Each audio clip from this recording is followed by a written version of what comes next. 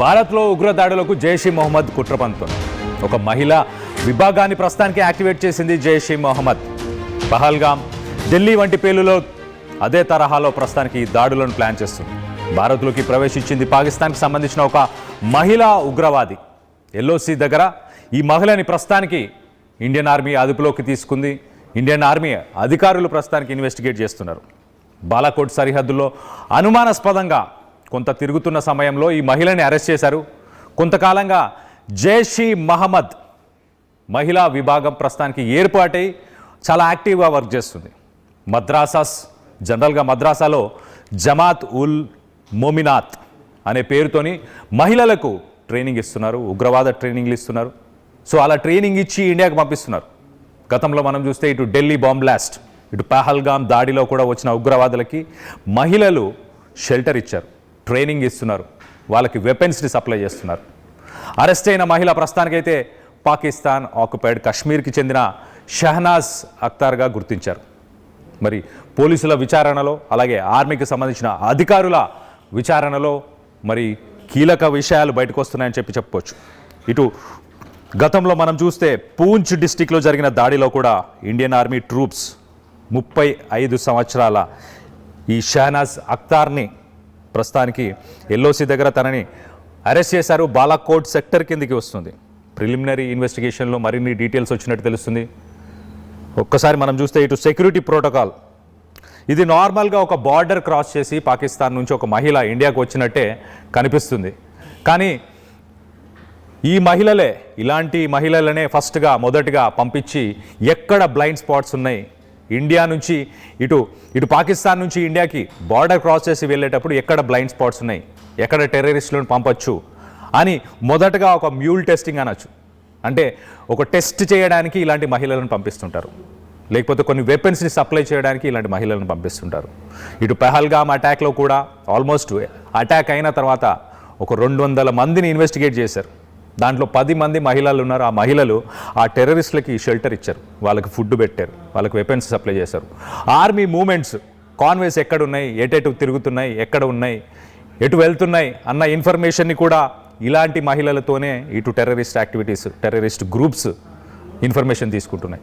So మొత్తం మీద ఇలాంటి ఒక సంఘటన ప్రస్తుతానికి ఇటు పూంచ్లో జరిగింది. దీనికి సంబంధించి లేటెస్ట్ అప్డేట్ తీసుకునే ప్రయత్నం చేస్తాం. నా కొలీగ్ మనోజ్ రెడీగా ఉన్నాడు. మనోజ్ని అడిగి తెలుసుకునే ప్రయత్నం చేద్దాం. Manoj, what is the latest update? ఆ మహిళ ఒక టెర్రరిస్ట్గా కన్సిడర్ చేయొచ్చా, లేకపోతే ఏదైనా ఉగ్రదాడులు ఈ మధ్య కాలంలో చూస్తే అన్ని మహిళలు ఇన్వాల్వ్ అయి ఉన్నారు. ఎక్కువ మంది మహిళలని ఇటు రెడ్ ఫోర్ట్కి సంబంధించి, ఇటు పహల్గామ్ దాడికి సంబంధించి కావచ్చు. సో తిను కూడా అలాంటి యాక్టివిటీస్ చేయడానికే వచ్చిందా ఇండియాకి? So as of now Kalyan, confidential information ప్రకారంగా ఎప్పటికప్పుడు రా ఏజెన్సీలు కానివ్వండి, లేకపోతే ఎన్ఐఏ కూడా పచ్చిగడుతోంది. ఎక్కడికెక్కడ టెర్రరిస్ట్ యాక్టివిటీస్ మనం చూస్తున్నాం. Operation Aakar, operation Shiv, operation ఇంకా చాలా ఆపరేషన్ జరుగుతున్నాయి. అంటే ఆపరేషన్ సింధూర్ తర్వాత ఎక్కడ చూసినా జమ్మూ కాశ్మీర్ లో ఉగ్రవాదులను ఒక రకంగా చెప్పాలంటే ఊచకోతకు వస్తుందని చెప్పాలి. ఎవరిని కూడా ఇన్వాల్వ్ చేయట్లేదు, ఎవరిని కూడా అంత ఈజీగా వదిలిపెట్టలేదు. డౌట్ వచ్చిన ప్రతి సంఘటనలో కూడా కూము నిర్వహిస్తున్నారు. జాయింట్ ఆపరేషన్స్ లో ఎక్కడికెక్కడ వాళ్ళందరినీ కూడా అంతమొందించే ప్రయత్నమే ఇండియన్ ఆర్మీ చేస్తోంది. సో ఇప్పుడు ఈ మహిళ ఎవరైతే ఉన్నారో ఆ మహిళ ఎల్ఓసి దగ్గర బాలాకోట్ సరిహద్దుల దగ్గర నుంచి తను ఆల్మోస్ట్ దాటేసింది. పాకిస్తాన్ నుంచి భారత్ లోకి ఎంట్రీ ఇచ్చింది. ఇట్స్ క్లియర్ తను పాకిస్తాన్ నుంచి వచ్చినట్టుగా చాలా క్లియర్ గా అర్థమవుతోంది. సో తన పేరు షహనాజ్ అఖ్తర్. సో తనని అడిగినప్పుడు, ఇనిషియల్ గా తనని అడిగినప్పుడు ఎందుకు వచ్చావు ఏంటి అని చెప్పి ఆర్మీ అధికారులకు సంబంధించి అదుపులోకి తీసుకున్న సమయంలో తను చెప్పిన మాట ఏంటంటే, అంటే ఆశ్చర్యపోతాం అందరం కూడా, తనని వాళ్ళ నాన్న కొట్టాడంట. వాళ్ళ నాన్న కొట్టడం మూలంగా తను పాకిస్తాన్ నుంచి భారత్ లోకి తెలియకుండా దారి తప్పి వచ్చిందంట. ఇది ఏమైనా నమ్మశక్యంగా ఉందా? కనీసం వాళ్ళు అబద్ధమైనా కూడా అతికినట్టుగా చెప్పాలంటారు. అది చెప్పడం కూడా వీలు కాకుండా పోయింది. సో తను ఎంట్రీ ఇచ్చిందట. ఎంట్రీ ఇచ్చి కానీ చాలా అమాయకంగా తనకి ఏం తెలియదు అన్నట్టుగా కొంత బిహేవ్ చేసే ప్రయత్నం చేసింది. బట్ మన అధికారులు తమదైన స్థాయిలో కొంత విచారించిన తర్వాత అసలు విషయం బయటపడింది ఏంటంటే, జైష్ ఈ మొహమ్మద్ ఉగ్రవాద సంస్థ. సో ముందుగానే పేరు చెప్తాను, దాని కంటిన్యూయేషన్ లో ఏం జరిగింది, ఎలా జరిగింది చెప్పే ప్రయత్నం చేస్తా. సో జైష్ ఈ మొహమ్మద్ ఉగ్రవాద సంస్థకు సంబంధించి ఒక ఉమెన్ వింగ్ ని ఏర్పాటు చేయాలనుకుందట జమాత్ ఉల్ మౌమినాత్. సో ఎప్పుడైతే పాకిస్తాన్ భారత్ దగ్గర కంప్లీట్ గా మోకరిల్లిపోయిందో, ఆపరేషన్ సింధూర్ లో కుప్పగూలిపోయిందో, ఆ తర్వాత నుంచి పాకిస్తాన్ కనీసం తోక జాడించే ప్రయత్నం కూడా చేయట్లేదు. ఎందుకంటే ఏదో గంభీరపు మాటలు మాట్లాడుతోంది కానీ వాళ్ళకి తెలుసు మన భారత్ అటాక్ చేయగలిగితే వాళ్ళ దగ్గర ఉన్నటువంటి కిరాణా హిల్స్ ని కూడా అటాక్ చేసామన్న మాట మనకు తెలుసు. అంటే అక్కడ న్యూక్లియర్ సైట్స్ ఉన్న చోటను కూడా టార్గెట్ చేయగలుగుతామన్న విషయం పాకిస్తాన్ పసిగట్టింది. ఆ తర్వాత సైలెంట్ గా తోక ముడుచుకొని కూర్చుని పోయింది, మాట్లాడకుండా ఉండిపోయింది. కానీ ట్రంప్ లాంటి వ్యక్తులు కొంత ఇన్వాల్వ్ అవడంతో వాళ్ళకు ఆ బల్బ్ పెరిగిపోయింది. మళ్ళా ఆ బల్బ్ కారణంగా వచ్చేటువంటి చర్యలు ఇవన్నీ కూడా. సో పాకిస్తాన్ ఏం చేస్తోంది, డైరెక్ట్ గా అటాక్ చేయలేక ఏదో రకమైనటువంటి కవ్వింపు చర్యలకు పాల్పడాలని అక్కడి నుంచే మేకపోతు గాంభీర్యాలు ప్రదర్శిస్తూ ఏదో ఒక దుశ్చర్యలకు పాల్పడే విధాన ఆలోచనతోనే POKలోకి జైష్ ఈ మహమ్మద్ ఉగ్రవాద సంస్థ చీఫ్ మసూద్ అజార్ ని పంపించింది. వాడు మన గన్ పాయింట్ నుంచి 1000 కిలోమీటర్స్ దూరంలో ఉన్నాడు. ఇండియన్ ఆక్యుపైడ్ కాశ్మీర్, మన జమ్మూ కాశ్మీర్ లో మన సైన్యం ఉంటే POKలో వాడున్నాడు. సుమారుగా ఆల్మోస్ట్ 15 డేస్ వరకు అక్కడే స్టే చేశాడు. మన రా ఏజెన్సీలు, NI ఏజెన్సీలు పక్కా విషయాన్ని పసిగట్టాయి. ఆ ఇన్ఫర్మేషన్ కూడా దేశవ్యాప్తంగా అనేక మీడియా సంస్థలు చెప్పుకొచ్చాయి. సో ఆ తర్వాత ఏం జరిగిందంటే బంగ్లాదేశ్ లో మన ఇండియన్ అండ్ బంగ్లాదేశ్ బార్డర్ లోకి జైష్ ఈ మహమ్మద్ ఉగ్రవాద సంస్థకు సంబంధించిన నెంబర్ 2 పొజిషన్ ఉంటున్న ఉగ్రవాది కూడా సుమారుగా నెల రోజుల పాటు అక్కడ తీసుకొని కూర్చున్నాడు. అంటే వీళ్ళ లక్ష్యం ఏంటని అర్థమవుతోంది. బంగ్లాదేశ్ ని కొంత వాళ్ళు ఫ్రెండ్లీ నేచర్ తోని దగ్గర తీసుకొని ఇస్లామిక్ నేషన్ గా మార్చుకోవాలనే ఉద్దేశంతో బంగ్లాదేశ్ తాత్కాలిక అధ్యక్షుడు యూనస్ ఉన్న విషయం తెలిసిందే, తాత్కాలిక చీఫ్. సో వాడిని కొంత దగ్గరగా చేసుకొని పాకిస్తాన్ తమకున్నటువంటి ఉగ్రవాదులు అక్కడికి పంపించింది, POKలో కూడా పంపించింది. ఇలా జరుగుతున్న తరుణంలోనే ఈ రెండు situation before red fort incident జరగక మునిపే. సో అప్పుడు మనం కొంత పసిగట్టాం, కొంత ఈ సిచ్యువేషన్ ఏదో జరగబోతున్న విషయం కొంత అర్థమైపోయింది. కానీ బార్డర్ ఏరియాలో ఎలా వాళ్ళు ఇన్ఫిల్ట్రేట్ అంటే వాళ్ళ లోపలికి చొచ్చుకు రాకుండా ఉండేందుకే మన ఆర్మీ సిబ్బంది పెద్ద ఎత్తున అక్కడ కట్టుదిట్టమైన ఏర్పాట్లు చేశారు. అందులో భాగంగానే ఉత్తరప్రదేశ్ గజియాబాద్ దగ్గర మనకి చాలా క్లియర్ గా 3,000 కిలోల అమోనియా నైట్రేట్ పేలుడు పదార్థాన్ని దొరకబట్టారు.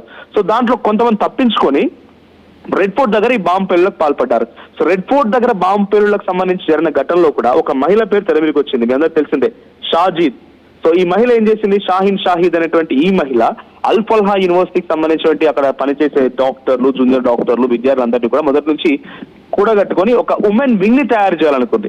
సో ఉమెన్ వింగ్ ఏంటి, డైరెక్ట్ గా జైష్ ఈ మహమ్మద్ ఉగ్రవాద సంస్థ సంబంధించిన ఉమెన్ వింగ్ తయారు చేయాలనుకుంది. సో ఆ ఫరీదాబాద్ జరిగినటువంటి ఆ సంఘటనకు సంబంధించి ఏదైతే పేలుడు పదార్థం రెడ్ ఫోర్ట్ దగ్గరికి వచ్చి అది బ్లాస్ట్ అయిపోవడం, కొంతమంది మరణాలకు కారణం అయిపోవడం, దేశం మొత్తం కూడా అలర్ట్ అవ్వడం జరిగిందో, ఆ తర్వాత తీగలాగితే డొంక కదిలినట్టుగా ఒకరి తర్వాత ఒకరు అల్ఫల్హా యూనివర్సిటీ నుంచే ఈ మొత్తం తతంగం జరిగిందనే విషయాన్ని మన ఆర్మీ అధికారులు గుర్తించారు.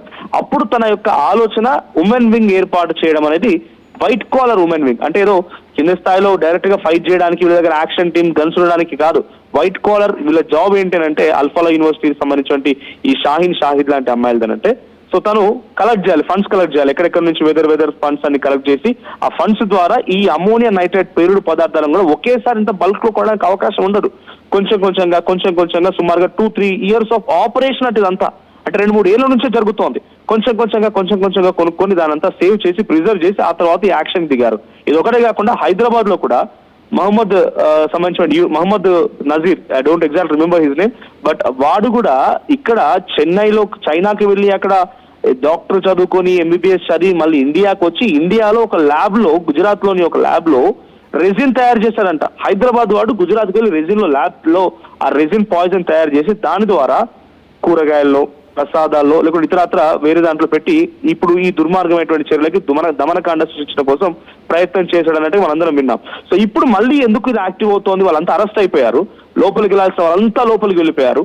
సో అందరిని అరెస్ట్ చేశారు పోలీసులు, వాళ్ళ కస్టడీలో ఉన్నారు, విచారిస్తున్నారు, ఇంకా ఏమైనా ఉందా అనే విషయంలో చాలా లోతుగా పోలీసులు మొత్తం గమనించే ప్రయత్నం చేస్తున్నారు. ఇప్పుడు మళ్ళీ ఈ సిచ్యువేషన్ చోటు చేసుకోవడం గల కారణం ఏంటి, ఈ మహిళ ఒకరు లోపలికి ఎలా వచ్చారు ఏంటి అని అంటే కనుక బంగ్లాదేశ్ లో భారతదేశానికి వ్యతిరేకంగా పెద్ద ఎత్తునాదాలు కొనసాగుతున్నాయి.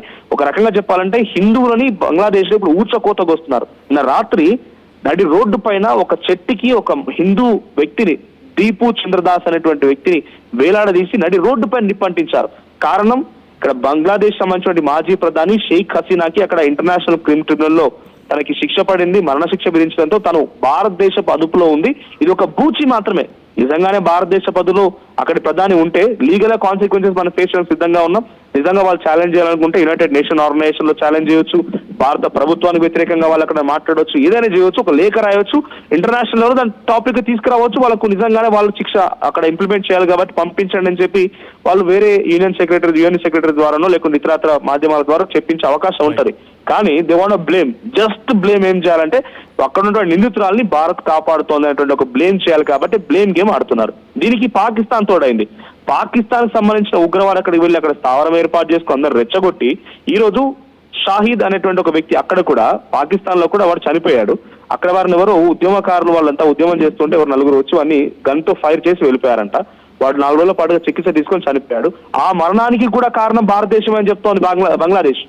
ఆ మరణానికి కారణం కూడా భారతదేశమే. భారతీయులే కొంతమంది వచ్చి అక్కడ చంపేసి మళ్ళీ భారతదేశానికి వెళ్ళిపోయారని చెప్తోంది.